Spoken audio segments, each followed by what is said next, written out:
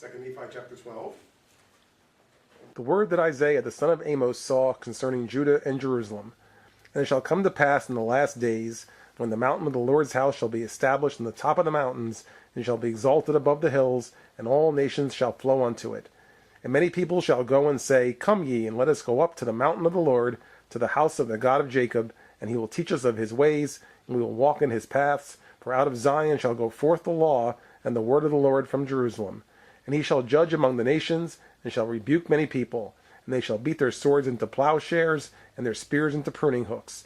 Nation shall not lift up sword against nation, neither shall they learn war any more. Okay, what you're hearing here, which is a quote from Isaiah chapter 2, it is really one of the most quoted sections of this describing Zion. Okay, this is describing Zion. And so you'll recognize some of the words here appear in some of the songs of Zion. And these verses are sometimes mentioned as describing Zion. And you see now in verse 2, it says that the Lord's house shall be established in the top of the mountains. Right? As we said before, that Zion would be in the mountain, and it would be the Lord's house is being referred to. Right? And all nations shall flow unto it. Right? In particular, those who are righteous will flow unto it. Right? It says many people shall go up and say, let's go up to the mountain of the Lord, the house of the God of Jacob, the teachers of his ways, and so forth. So this is what it's referring to, is the time when Israel would be gathered and go up to the house of God up in the mountains. And he shall judge among the nations, rebuke many people, beat their swords into plowshares, spears into pruning hooks, right? Because it's a time of peace. In other words, that the things that were normally used for weapons, swords and spears, they'll just be used for gardening now, right? For the plowshares, pruning hooks, nation shall not lift up sword against nation, neither shall they learn war anymore. Right? So it's a time of peace. O house of Jacob, come ye, and let us walk in the light of the Lord. Yea, come, for ye have all gone astray, every one to his wicked ways. Therefore, O Lord, thou hast forsaken thy people, the house of Jacob, because they be replenished from the east, and hearken unto soothsayers like the Philistines, and they please themselves in the children of strangers. Their land also is full of silver and gold, neither is there any end of their treasures. Their land is also full of horses, neither is there any end of their chariots. Their land is also full of idols. They worship the work of their own hands, that which their own fingers have made. See, lest we think that the story is being told in order, right? It's not the case. Right? It's kind of now backing up to what precedes Zion, which is a time of sin and transgression and not being close to the Lord or recognizing Christ and so forth. So you can see that, of course, the house of Jacob being the house of Israel, right? So it's saying that you've all gone astray, everyone's with wicked ways, forsaking the Lord and listening to the Philistines and so forth. So it's describing a sinful condition that all the focus is on silver and gold and treasure and horses and chariots and all the things that are worldly and earthly and not on the things of God. Right? And I want to call your attention, especially in verse 8, this says they worship the work of their own hands, all right, by which their own fingers have made. See, this is something that is easily recognizable today. Right? That, isn't it the case that really, as the average people, are more interested in the things that we can do and we can make, and that's the most valuable thing, is something that I've labored on and put my own time into, and so really that becomes like some of the most important things to me as a person. And it can be our own career, it can be our own house, it can be our own family, it can be something that we've worked on or developed. These are the kind of things that a normal person would put a lot of their focus and energy into, and if that comes ahead of God, then that's a problem, right? So we don't. They worship the work of their own hands as opposed to worshiping God and just working with their own hands to do what needs to be done. Okay, so you kind of understand the difference there, right? Is that it's good to be proud of the things that we do, right? But not to the point of saying that's number one for me is just me, myself, and what I'm building myself, but rather that God be first, and God can then bless our efforts and bless the things that we have and are involved in. And the mean man boweth not down, and the great man humbleth himself not, therefore forgive him not.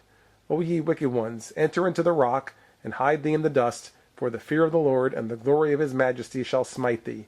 And it shall come to pass that the lofty looks of man shall be humbled, and the haughtiness of men shall be bowed down, and the Lord alone shall be exalted in that day. For the day of the Lord of hosts soon cometh upon all nations, yea, upon every one. yea, upon the proud and lofty, and upon everyone who is lifted up, and he shall be brought low. So we're just trying to keep things in the right order here. So, it was described as sinful condition, right? And so now in 9 to 12, it describes the time when the time is coming close then to when things would happen. You would see perhaps the destruction.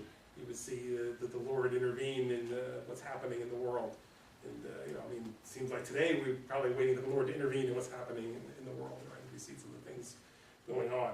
So, you can see by the description here, it's an evil time, and it's just right for God to step in and say, okay, that's enough. Right? Like in 12, it says, the day of the Lord soon cometh upon all nations, on the proud and lofty, everyone who's lifted up. And what does it say is going to happen to them? They'll be brought low. They shall be brought low. Okay, so anyone who lifts themselves up will be brought down. So it's good to know, because sometimes it seems like, that's all we see around us is everybody trying to lift themselves up. Well, when God comes in the picture, then those will be brought low.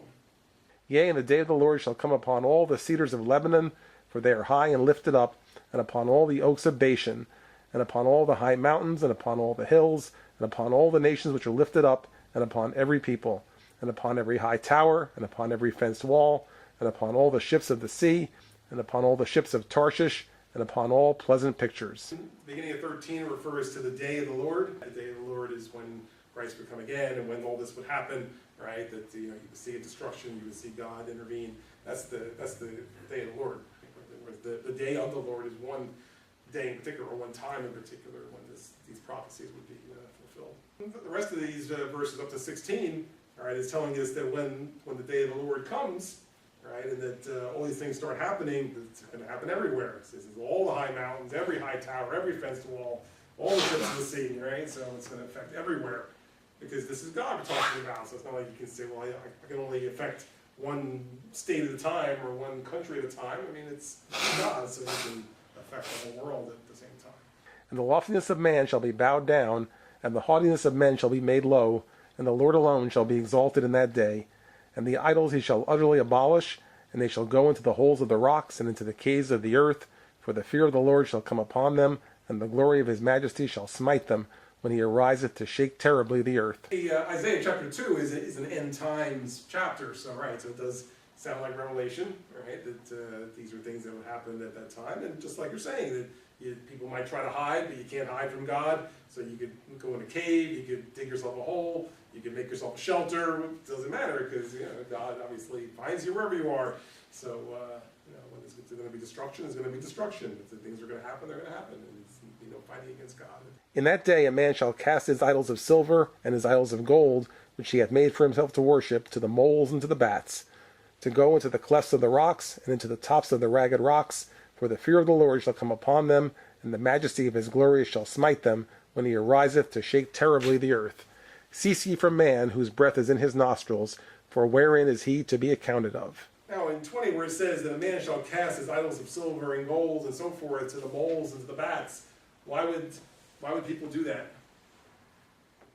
Because they're not doing too much good.